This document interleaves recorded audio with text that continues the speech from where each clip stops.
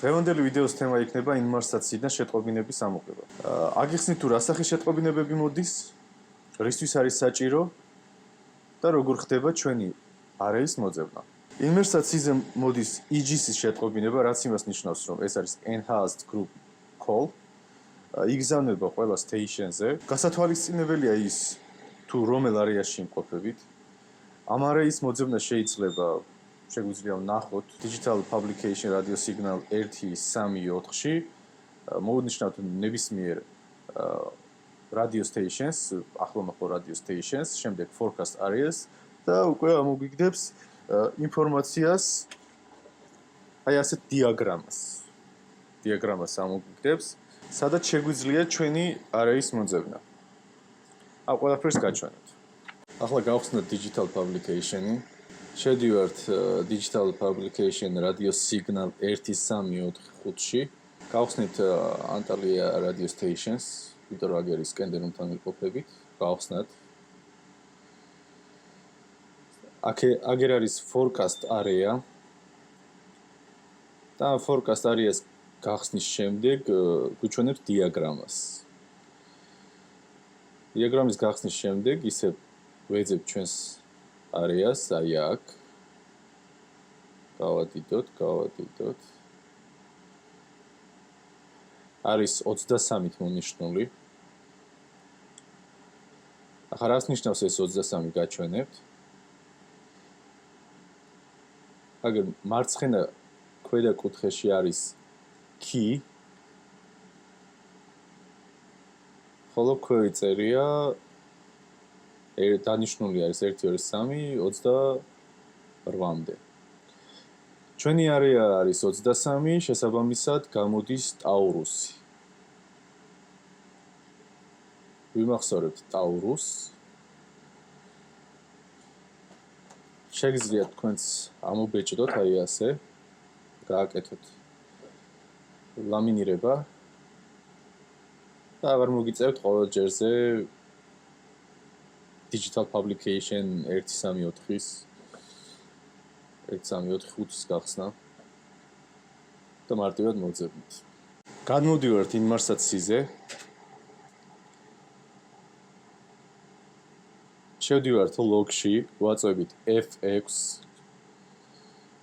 მესამე, აი როგორც ხედავთ, გაგზავნილი შეტყობინებები, მიღებული შეტყობინებები და აქ არის enhanced group call EGC log-ი. შევდივართ EGC log-ში. აი შეხედეთ მოცულობით ყველაზე დიდი ინფორმაცია, რომელიც არის მოსული 11056, ანუ გავხსნით ამას.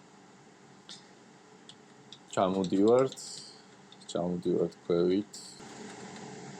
აი, ვიპოვნეთ ტაურუსი. ეს არის ჩვენი რაიონში მიღებული ინფორმაცია, ჩვენს არეაში მიღებული ინფორმაცია. ეს არის აუცილებელია რომ ეს ამობეჭდოთ და შევინახოთ EGC ფაილში. რა თქმა უნდა, გავეცნობით ამ ყველაფერს, შევატყობინებთ ოფიცრებს და გეტყვით ეს შეტყობინებები რისთვის გამოიყენება, რა სახის შეტყობინებები მოდის და ასე შემდეგ. ახლა როგორ ხდება ამის ამობეჭდა? ვაწვევით Controls და S და პრინტერი იწყებს ამობეჭდას.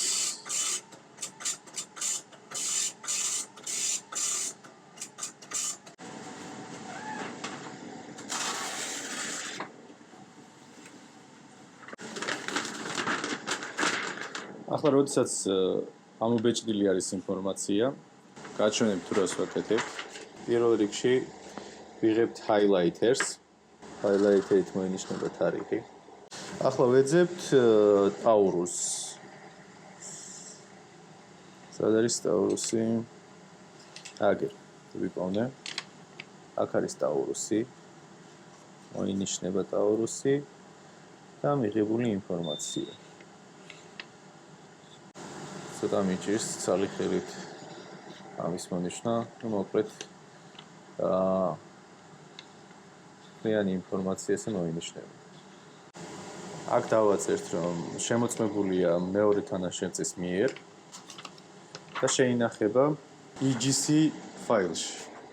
და გაჩვენებ თუ როგორ გამოიყურება ჩემი EGC ფაილი. ეს არის ჩემი EGC ფაილი.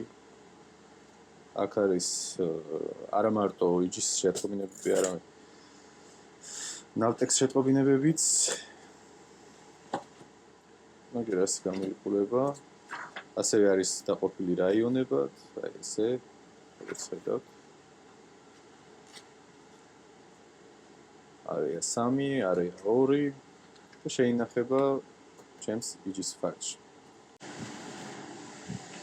ახლა ერთ-ერთი ყველაზე მთავარი კითხვა, თუ რაში გამოიყენება EGC message-ი. პირველ რიგში გვაწვდის ინფორმაციას ამინდის შესახებ. და არა მარტო ამინდის შესახებ, შეიძლება ეს მოვიდე შეტყობინება გადარჩენა საძიებო ინფორმაციის შესახებ, ვიღაც დაიკარგა, გემი ჩაიძირა და ასე შემდეგ, რაღაც უბედურება მოხდა. ჩემთვის ამ მომენტში მნიშვნელოვანი არის ამინდის შესახებ ინფორმაცია და რატო? ვაპირებთ ისეთი ტვირთის გადატანას, რომლის დასრულება არ შეიძლება. ჩვენ ვიღებთ ყველანაირი ზომებს, რომ ავირიდოთ თავიდან ტვირთის დაზიანება, იმ შემთხვევაში თუ მოხდა რაღაც ინციდენტი, გაუთვალისწინებელი შემთხვევა, ყველანაირ ვარიანტში შეამოწმებენ ინმარსაციზე მოსულ შეტყობინებებს ამინდის შესახებ. გასაგებია, რომ Windy ძალიან კარგი აპლიკაცია, Passage Weather-ი, მაგრამ არ არის ოფიციალური. ოფიციალური არის მოწყობილობაზე მოსული შეტყობინება, რომელიც იგზავნება ყველა station-ზე და სავალდებულო არის, რომ ამოიბეჭდოს, მოინიშნოს ჩვენი არეა და უკვე მოხდეს ყველანაირი რისკის გათვალისწინება და თავიდან არიდება, რაც თავარი არის. იმედია ეს ვიდეო თქვენთვის საინტერესო გამოვიდა და მომავალში ვაპირებ კიდე სხვადასხვა თემებზე გადახვებას.